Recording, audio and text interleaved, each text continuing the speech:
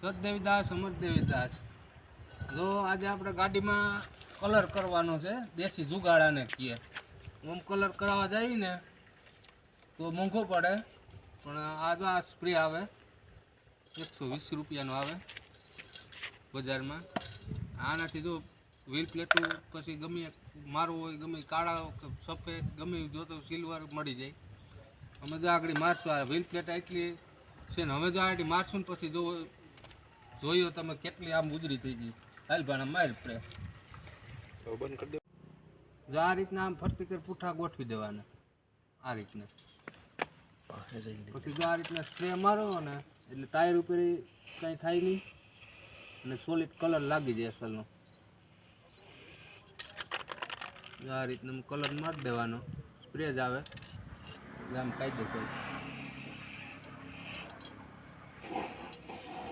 ગાડી વિશે જોઈએ તમે આખો કલર બદલી જાય.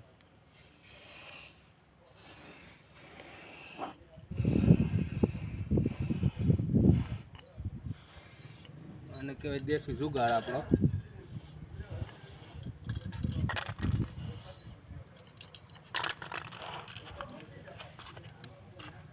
ચાલુ જ રહે ગીત કટિંગ આયલા કરી તો બધું આ દેશી જુગાડ આ રીતના કલર મારી જ દેવાનો કલર.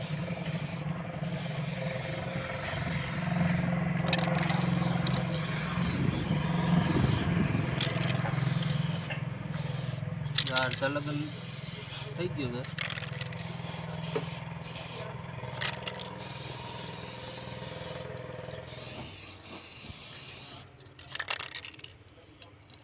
અડધો થઈ ગયો, અડધી આ પ્લેટ પાછો આ ફેરવવું હોય, પૂઠા ફેરવી નાખીને એટલે મસ્ત થઈ જાય પાછો.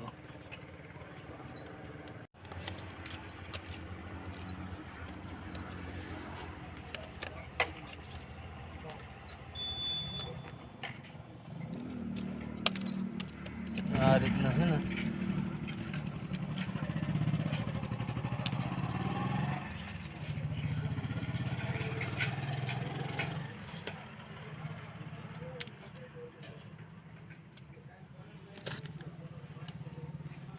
આ રીતના પૂઠા લાગી જાય એટલે ઉઠા કાંઈ કરવાનું નહીં.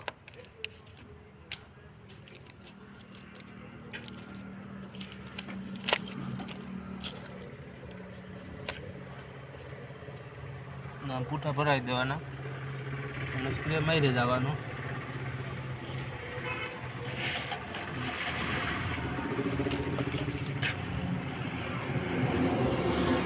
ખોટા ખર્ચા જ નહીં. બાકી હોમ કલર કરાવવા જાવ તો બહુ મૂકવું પડે. આ રીતના આ વેસ્ટમાંથી બેસ્ટ જુગાડ.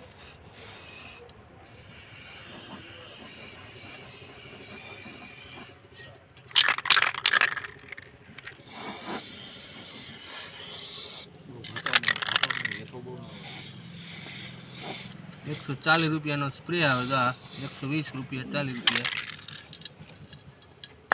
તરત સુકાઈ જાય. આ વ્હીલ પ્લેટ કમ્પ્લીટ આપણી જોઈ લો. ફટ ટિકિટ ભાઈ ફેરવી દે 4 વ્હીલમાં, ત્યારે સે ટાયર લઈ લે.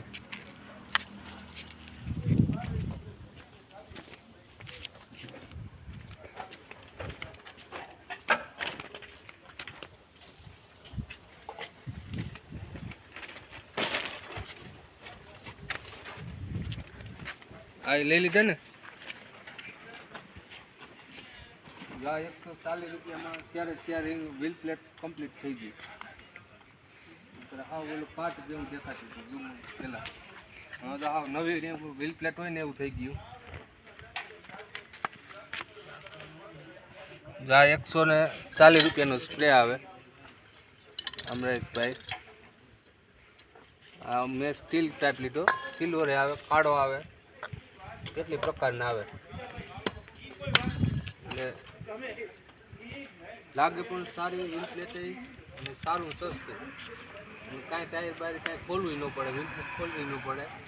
આ રીતના પૂઠા તમે મૂકી દો ભરતી ગઈ અને પછી સ્પ્રે મારી દો એટલે ટાયરની પણ કાંઈ ન થાય, કલર ઉડે નહીં અને સોલિડ લાગે ગાડી આપણી. જેમ કલર સુકાય ને મુકળશે લીધો છે સુકાય તો એટલું ઓરિજિનલ સ્ટીલ જેવું જ થઈ જાય.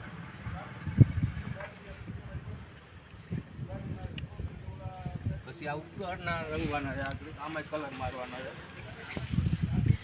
આજે આ સફેદ થઈ ગયા છે, આમાં કાળો મારવાનો છે. એનું કાળા કરી નાખવું. આ વાંધું આને કાળો મારી દેવો છે. પછી આ બમ્ફોલોને રંગવાનો છે. ધીમે ધીમે આડી કલર મારશું મેં બધી કમ્પ્લીટ કરશું.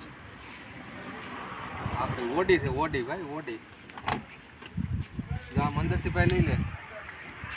બે પંખીઓ, દ્વારકાધીશની મૂર્તિ, ડબલ પંખી છે.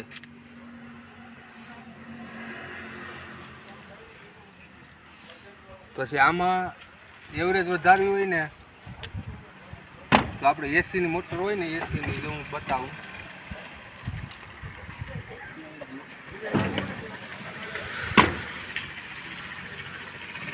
એવરેજ ઓછી આવતી હોય, એવરેજ વધારવું હોય ને તો આમાં એસીની જે રિબિન આવે ને કાઢી નાખવાની.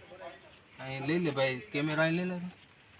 જાય મોટર ફેરવવાની આવે રિબિન આની, એ અટાણ કાઢી નાખો. એટલે શિયાળામાં ને ચોમાસામાં કાંઈ એસીની જરૂર ન પડે, ઉનાળામાં જરૂર પડે. 4 થી 5 કિલોમીટરની ફેર પડી જાય. મારે તો 3-4 કિલોમીટરનો ફેર પડે છે હાલમાં. મેં જો આ રિબિન કાઢી નાખી છે, જે એસી છે ને મોટર એની. એટલે પંખો તો અંદર ચાલુ જ હોય એસીનો, એને કાંઈ એવરેજ ન કાંઈ. આ એવરેજ તોડી નાખે, કારણ કે આખી મોટર એની ફેરવવી પડે આ એન્જિનને. એટલે એને બદલામાં એ 2-3 કિલોમીટર એવરેજનો ફેર પડી જાય છે. સારો આમ રસ્તો હોય તો 4-5 કિલોમીટર વધી જાય એવરેજ, તો 2-3 કિલોમીટર તો ફેર પડે જ. એટલે કોઈ પણ આ એક તો જુગાડ જ છે કે આ રિબન પટ્ટી કાઢી નાખો એસીની મોટરની, એટલે 2-3 કિલોમીટરનો ફેર પડે. અને શિયાળામાં ઉનાળામાં જ કંઈ, એટલે ચોમાસામાં તો કંઈ જરૂર પડે નહીં.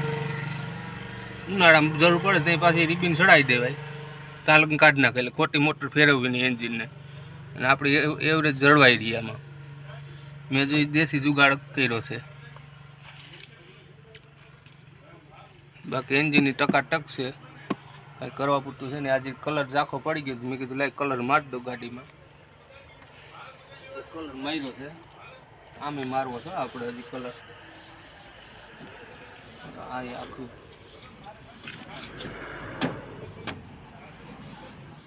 રજ નકલી છે. આમાં ઓલું લાગે નહીં એ પાણીનો.